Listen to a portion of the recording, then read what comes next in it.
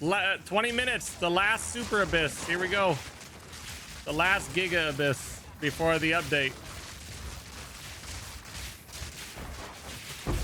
Everything. Kill all of it. Lag. Look at the number. Look at the number. 1,000. Hang in there. Hang in there.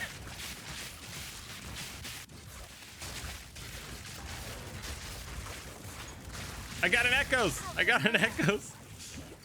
We're good. We got an echoes. Oh shit. Reset. We get to do it again. Another 1,000. Maybe. I don't know.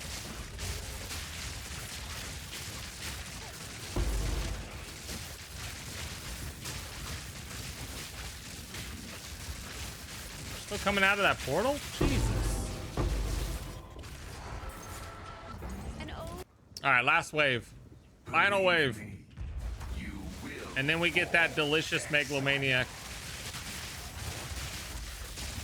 Megalomaniac, it's gonna have fast metabolism and storm charge. It'll be a triple Megalomaniac with fast metabolism, storm charged, and like cooked. It'll just have everything. Hey, these guys are actually beating on me. What the fuck? Get off of me. Alright. I should probably take that more seriously.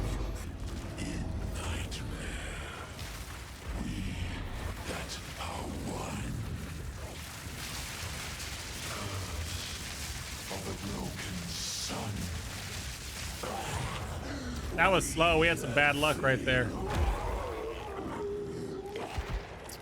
That could be better. That could be better. We gotta upgrade those arcs. Upgrade the arcs, and we need to make sure to drop Orb of Storms a little bit more ink, like every like 2 sparks orb, 2 sparks orb. Orb casts super quickly anymore.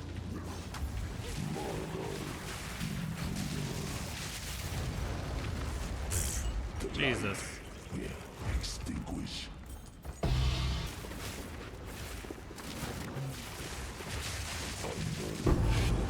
Ultimate form. Ooh, we got the belt. We got the belt. Success.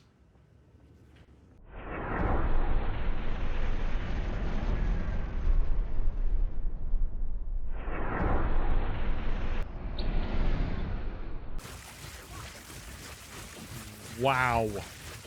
Wow. Really? Really, GGG? All right, I guess that's what we're doing.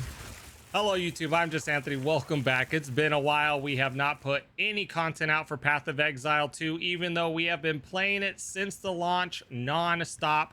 I have been updating my all content 100% Blood Mage on Mobalytics every day since the launch, and this is successfully our 3rd season in a row. I've been playing my all content 100% Blood Mage. We just cannot be stopped. We're going to keep playing it every season. Just cannot be nerfed. We're never going to stop playing it. It's too good. And this season, I would say defensive wise, they made us so good, like damn near immortal with this final iteration that I've been playing. We're just about done with everything in the campaign. I have not focused too much on expedition, but as far as bossing, Atlas, you know, our breach, our ritual, our delirium, we're farming tier 4 simulacrum. We can do any pinnacle boss within seconds, no big deal. And that's with our build not focusing on single target. We are focusing on the content that doesn't revolve around bosses. And even then, Zesht with, you know, 14, 15 million HP, whatever he has now, it's still like a 5-6 second kill.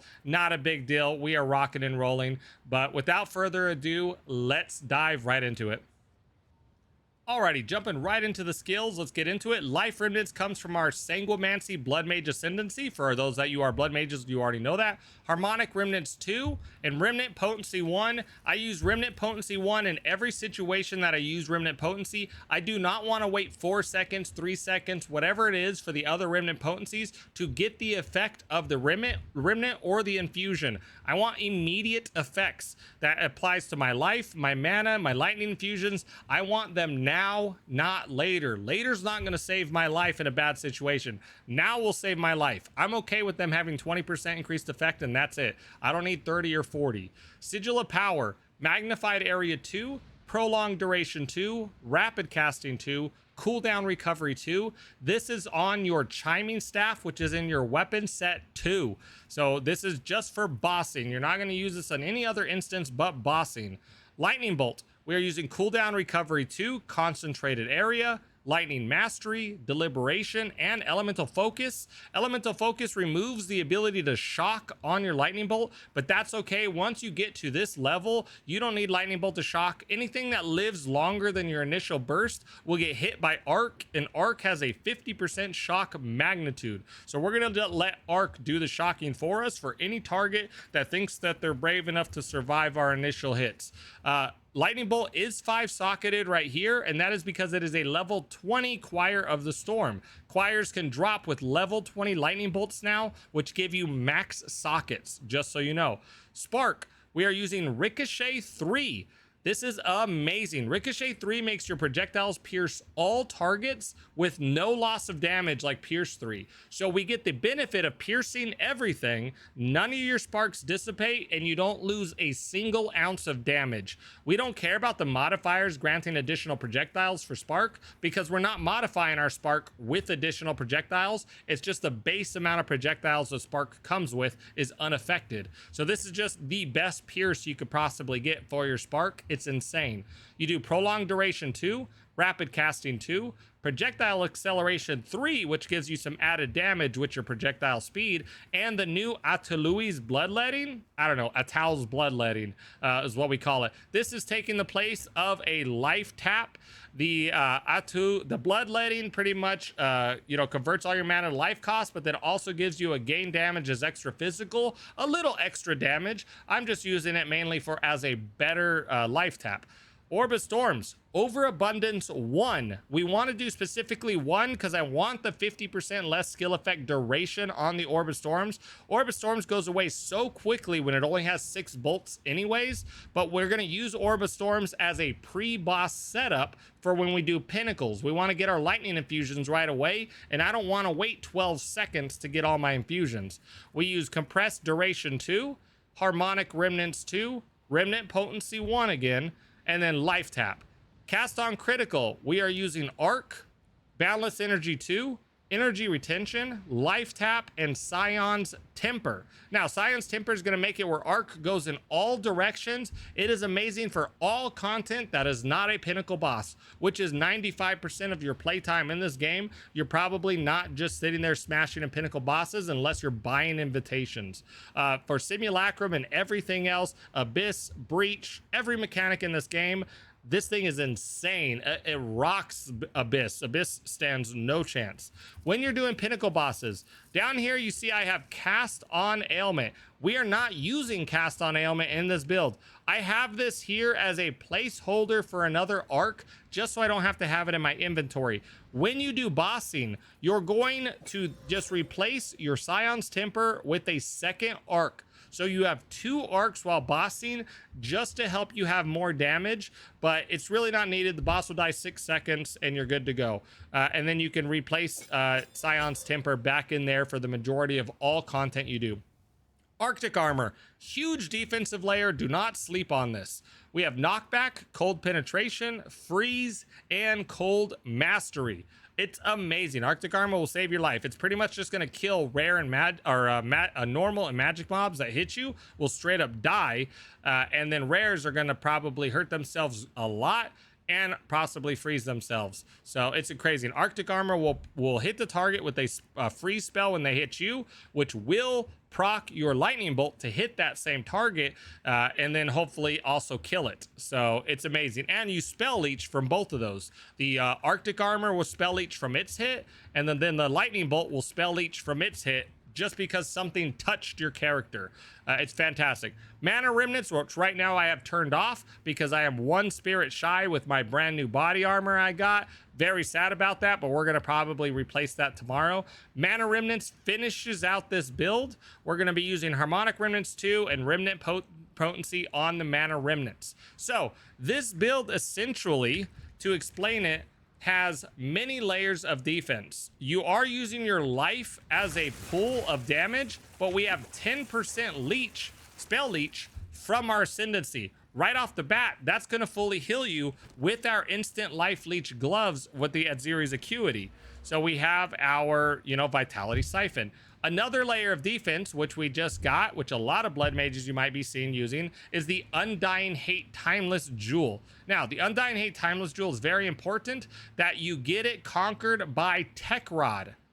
That's why the name of this variant has Tech Rod in it. You want a Undying Hate that is conquered in tribute to Tech Rod. Important. The number doesn't matter. You do not care about what the number says. Where it says number of souls does not matter. Just get Tech Rod. What that's doing is that's turning in this keystone into Sacrifice of Blood. I believe this was the Black Flame keystone, that Chaos to Fire keystone. It's turning that into Sacrifice of Blood. Regenerate 1 life per second per 8 life spent in the past 8 seconds. So, and it's 50% more life cost of skills, which is fine.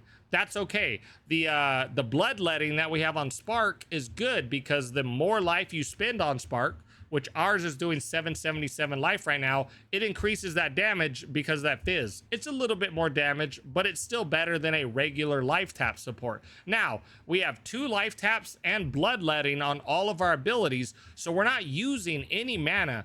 But because we're not using blood magic and like we did in previous seasons, that allows us to still have a mana bar. So what are we going to do with that mana bar? Well, obviously, we're going to use Mind Over Mana. If we're using all of our life to cast all of our abilities, then let's use our mana as another life pool. That means your mana flask will go into this and anything else. My favorite thing on this new ascendancy tree is the new efficient killing nodes. This is recover 4% of maximum mana on kill.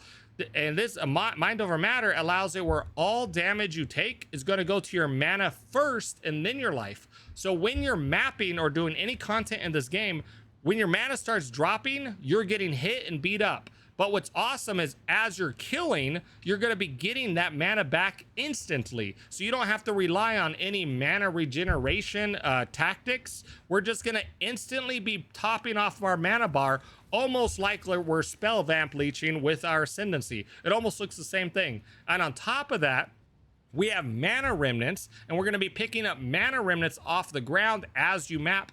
Mana remnants can overflow your mana. Overflow can go to 1.5 times. So if I had mana remnants active right now on a map and I wasn't getting hit, I would be sitting on another 2.5k mana, right? Or sorry, 1.5k. My bad. Literally, it's been a long day. 1.5k because we're getting 150% of the value. So it's insane that, you get another 500 life pretty much. Basically, this is another life bar. So you got this as a life bar and this as a life bar. So we got massive regeneration. We got Mind Over Matter to tank for us. We're getting massive mana back as we kill things. We're getting mana remnants, which are instant mana remnants. Those mana remnants, we are utilizing remnant potency 1, so then those remnants will instantly come to us from 100% further away. So we're going to be able to pick those up constantly. And then we still have our instant life leech. Now that's not all. If you couple it with fast metabolism, which I got to get the money for, I'm still using Storm Charge as my anointment or my amulet. If we come down here and we get fast metabolism anointed on our amulet, now our life leech effects are not removed when unreserved life is filled. We've been using this last season as well. What happens is it gives your leech its original duration back, and it gives you stacks. even though you retain the ability to have instant life leech. You still have it instant, but you have instant banked stacks. I hope that makes sense. That might be confusing. So what happens when you have instant bank stacks, as you cast spells, the game is going to use the life from those instant banked stacks before the life on your character. So once you have fast metabolism, you're using all this life from your character, but your life will not be moving. It will be at 100% at all times. Sounds broken because it is. So we're tanking with our life, we're tanking with our mana. We have massive mana regeneration, our mana on kill nodes. I don't even want to explain it. It's ridiculous. It's broken. Our character's near immortal. I'm exhausted from how broken this character is, and we're still not done. We can still min-max. There's other unique jewels, other special jewels that we're still going to be trying out. I am only level 94, and there's nothing that can stop me in this game. At level 94, we can still retain all of our resistances. I know people are talking about Comb's Heart and stuff like that for life stacking and other stuff like that. In my opinion, this is way better. We don't sacrifice resistance. If Comb's Heart's giving you 7k life, 6k, 8k, whatever it is, but you have 0 resistances, you might as well have 2.5k life, 3k life. I have 3.3k almost life. I need way better gear. I have another 1000 mana, which can overflow. That's pretty much basically another life bar. I have all my resistances still intact. It's crazy. And don't forget, we have our ascendancy grasping wounds. 25% of life loss from hits is prevented. We prevent a fourth of anything, the damage from anything that hits us. It's pretty nutty. The build's crazy at its current state. We do have a mana high-end variant that is on Mobalytics that does not use Mom. It does not use Undying Hate. It does not use fast metabolism. And we've been playing that variant all the way up until today when we switched to this variant. We still tanked with our mana. We were using Lucidity, where 16% of damage goes to your mana before your life, and Lucidity paired very well with Grasping Wounds. So we were doing that originally. You can follow the mana high-end variant for a budget variant unlike this. Getting into the gear, I'm going to hover over all the gear real quick so you can look at it yourself. This is our wand. We have crafted this ourselves. We will hopefully have a crafting guide coming out soon. So this is the wand that we crafted ourselves. This is our focus. Once again, we crafted ourselves. The crafting in the Abyss League, this third edict, is insane. It's so easy. It's so deterministic. It's crazy. We have a helmet that's just average we threw on. We have a really good Vile Robe. This is what's giving us so much extra health. And I was 1 spirit off from being able to run everything I needed. I needed at least 51 spirit, and it got 50. You know, it is rough, but that's okay. We've got that level 20 choir. I've got this ring right here, which I'm mostly using for rarity. It's 42% rarity. It's got some cast speed, some light resistances, some life. I need to definitely upgrade this. Not super great. This ring's pretty all right, pretty good. I still got rarity, triple resists, all LE, lightning, health. We got Aziri's acuity, only 43%. I do not have a 50. I am just using a rare belt. Because my rings aren't insanely good, I'm not using an ingenuity. You can absolutely use an ingenuity if you want, if you have like 2 breach rings. And then my pair of boots, average pair of boots. As you can see here, other than my wand and focus, all of my other items are not that expensive. The wand and focus, if you were to buy these without crafting, are going to be slightly expensive. Just remember that. Well, alrighty, gang. That's it. For any other information, go ahead and go down to Mobalytics. I have the link below, or visit us on Twitch. We stream every day. We have a massive community of blood mages that play this game. Everybody's helping each other. Everybody's coming up with new tactics and tricks, and everybody's very supportive. And we just overall have a really damn good time. It's a great time with our community every single day. Anyways, guys, I will see you next time when we min-max this build, and then after that, we will move on to the next variant. All right, see you later.